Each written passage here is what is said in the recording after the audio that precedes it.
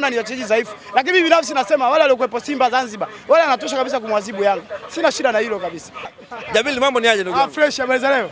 Fresh, ile ya mwaka mpya. Namshukuru Mungu nimeuona, Mungu ni mwema, tumekutana tena. Tunaendelea kuwa na amani kwamba Tanzania sasa tayari Mwenyezi Mungu atujalia wote tumeona mwaka ambao kwa Simba Sports naona ni mwaka wa neema. Bwana Jabili, tuanze swala zima la kadi za wanachama wa klabu ya Wekundu wa Msimbazi Simba. Katika mkutano ambao mlikutana pale Mwalimu Julius Nyerere, ilikuwa mojawapo la swala zima la wanachama, kuwatambua wanachama wa Simba ambao wanakwenda kulipa kadi ya wanachama. Zoezi hili ambalo ulisema kwamba linaanza tarehe 5 ya Januari 2026. Kwa upande wako tayari umeshachukua kadi ya wanachama kidigitali ya Simba? Kwanza naweza nashukuru Mwenyezi Mungu kwamba baada ya kupata uzima wa kutosha na hiyo tarehe ilivyotangazwa na viongozi, basi mimi nikaifanyia kazi. Kusema kweli mimi binafsi kama Jabili nimeshapata, na ya kwangu mimi sasa naitwa Mwanaisa wa klabu ya Simba, ambaye kila mwanachama wa klabu ya Simba hubadilika kuitwa Mwanaisa baada ya kuwa nayo kadi ya kidijitali ya sasa. Kwa hiyo wewe sio kama upande wa pili majirani zenu, wale ni wanachama kwenye ni wanahisa.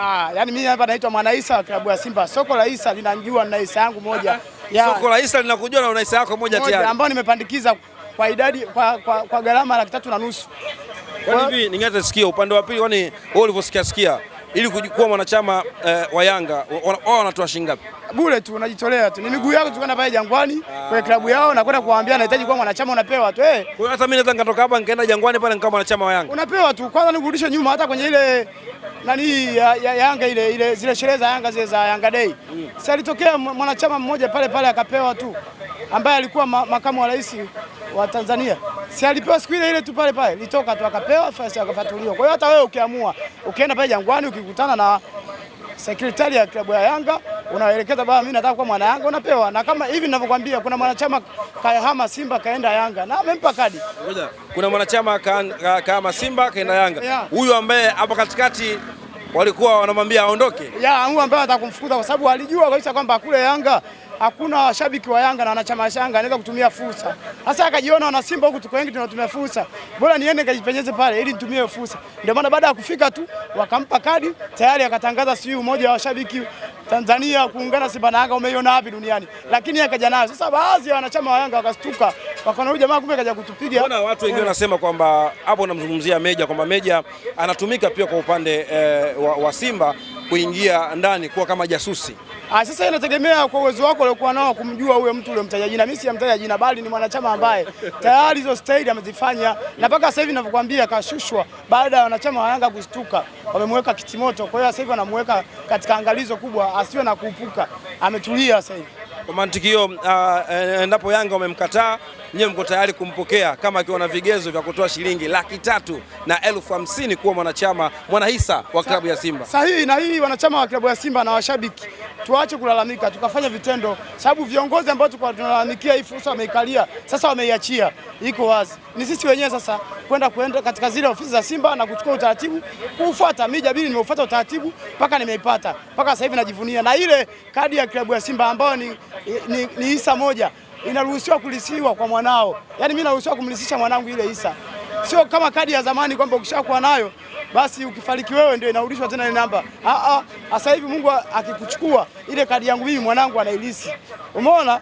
Anaendelea soko la hisa kwenda kuchukua faida zetu ambazo tayari tumeshapandikiza kwa 3,500,000. Sasa wanachama wa Simba walio wengi elimu yao ni ndogo. Wanataka eti kadi ya Simba upate bure. Wakati mfumo tuliokuwa nao sio mfumo wa bure, ni mfumo wa hela. Vitu vya bure ukitaka nenda Yanga, lakini Simba Sports ni fedha. Kwa hiyo mwanachama wa klabu ya Simba anayehitaji kadi ya kidigitali kwa sasa lazima awe na 3,500,000 kwa jinsi mimi nilivyofuatilia. Japokuwa sio kiongozi, lakini kwa sababu nimeyapata lazima niatoe. Sasa mtu ambaye anataka kupepesa macho aende katika ofisi za Simba pale Masaki, aende akaulize, akaingie chumba namba 4, aende chumba namba 1, atapewa. Kuna mtendaji mkuu yuko pale, kuna msemaji yuko pale, pia kuna sio yuko, yani wote wapo kwa ajili ya kutuhudumia sisi wana Simba. Sasa yule aliyokuwa analalamika Simba watoi kadi wakati umefika, je, 3,500,000 unayo ya kwenda kuichukua hiyo hisa ya klabu ya Simba?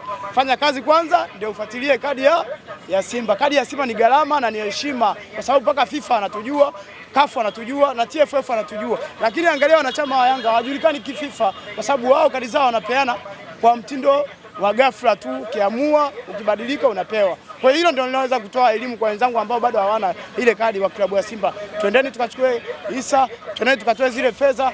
Sasa hapo sasa ndio utajua kabisa kwamba nani ambaye sasa anaitumikia Simba kwa jasho na damu. Na ndio maana hata mfumo ambao tumeweka sasa hivi wa kumchagua mwenyekiti lazima awe na kadi ya kidigitali ambaye Mwanaisa ndio awe mwenyekiti wa klabu ya Simba. Hivyo ndio ambao tumeviweka sasa hivi.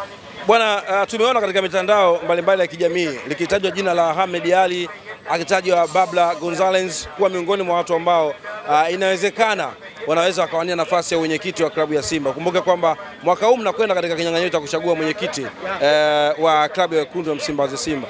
Wewe kama Jabil, na wewe umesikia majina kama hayo? Majina kama hayo sio kama nimeyasikia.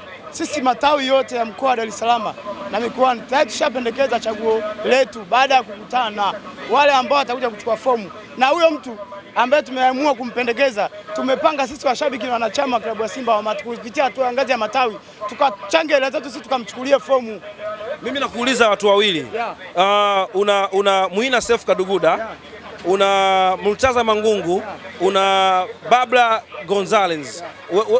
Yupi ambao unatamani kumwona anarejea Simba akiwa kwenye kiti cha juu kabisa? Mtangazaji, utawala huu ni utawala wa kina mama. Sasa mama yuko madarakani, serikali kuu chini huku, lazima pia wanawake wafanyeje? Watawale. Mimi naenda na Babla, naweza nikampa nafasi kwa 100%, na huyu paka kadi paka fomu tunaweza tukamchukulia kwa ngazi ya matawi. Kwa mantiki hiyo, Jabil, wewe ni miongoni mwa watu ambao unatamani kumwona Babla anarejea ndani ya klabu ya Simba, na umesema kwamba mko radhi hata kujichanga kumchukulia fomu ili arejee ndani ya klabu ya Simba kwa 100%. Na mimi niko tayari hata 100%. Niko tayari na kuwashawishi wenzangu tukamchukulie fomu Babla aweze kuwa mwenyekiti wa klabu ya Simba kutokana na yale ambayo ameyafanya akiwa katika ngazi ya uajiriwa ya mtendaji mkuu, lakini pia ameonyesha jinsi gani anaipambania Simba. Ni mtu ambaye pekee alizungumza, nimezuiliwa kuingia uwanjani na wanangu Simba, tujengeni uwanja wetu, na mpaka sasa hivi tunafanya mazoezi katika uwanja wa Simba Mo Arena, kwa sababu Babla alitoa hiyo kauli na alitoa hivyo vigezo na alishawishi bodi iende ikafanyaje, ikaazimie Simba afanye mazoezi katika uwanja wao wa kwao wenyewe, ambao uwanja huo wengi wanaukosea sana.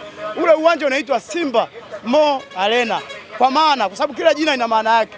Simba ni wenyewe wamiliki kwa 51%, kwa maana ilikuwa ni shamba la kawaida tu wanachama hao.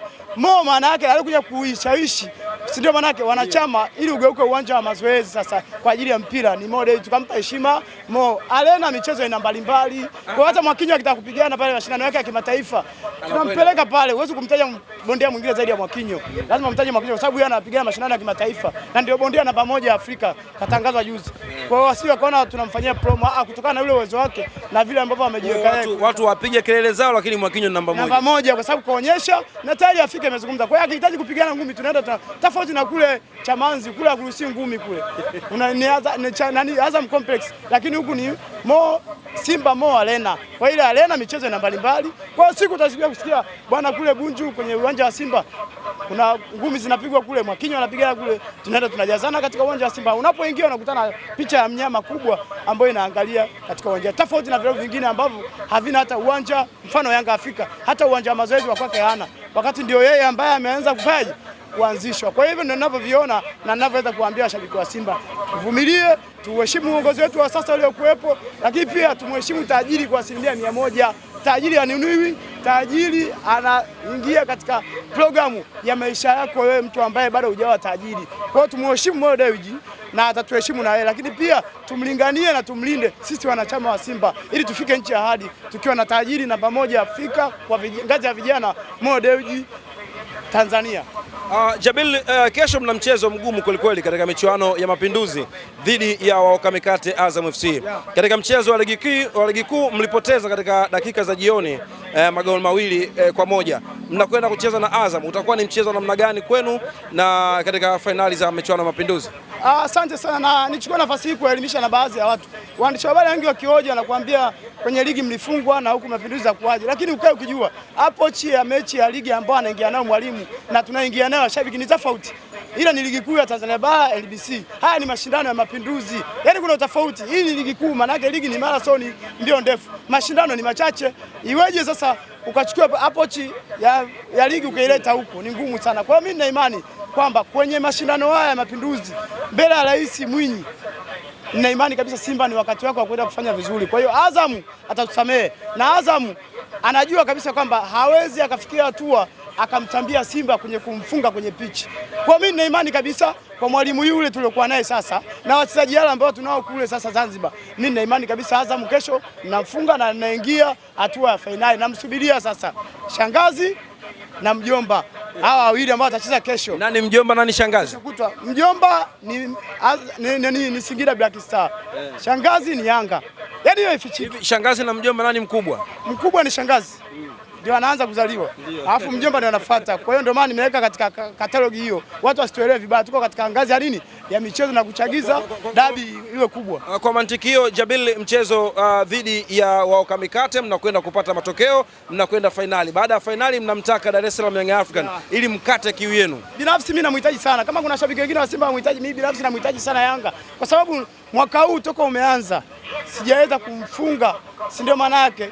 Mtu yoyote ambaye yuko katika michezo nikawa na kiu naye, lakini nataka nianze na Yanga ili mwaka huu sasa 2026 niwe sasa Simba Sports nimeanza kuanza kuadhibu baadhi ya timu ambazo hazina nini, hazina uwanja wake wa mazoezi rasmi. Moja ya timu ambayo ina mazoezi, uwanja wa mazoezi ni Yanga Afrika. Kwa hiyo namhitaji Yanga baada ya kumpiga kesho Singida, kesho kuta namsubiria sasa Yanga Afrika aje vizuri niweze kumfanya mfunga. Lakini pia nishukuru timu ya taifa kwa jinsi ratiba yake ilivyoweka. Ile ratiba ya timu ya taifa hairuhusu mchezaji ambaye yuko kule kwa timu ya taifa kuja kucheza zina haya mashindano, atakuwa amechelewa na atakuwa hayumo, kwa sababu wenzetu wana mtindo mmoja, wana mtindo wa kwenda kuwachukua wachezaji timu ya taifa waje wacheze baada ya ukiona kwamba Simba kaingia. Na mimi nina wasiwasi mpaka hivi ninavyokuambia, kama Simba kesho tukitangulia kuingia hatua ya fainali na Yanga anacheza na Singida Black Star, unaweza kusikia tarehe 10 watu wakailisha kwenda wachezaji wasenda kula pilau na mama rais wa nchi.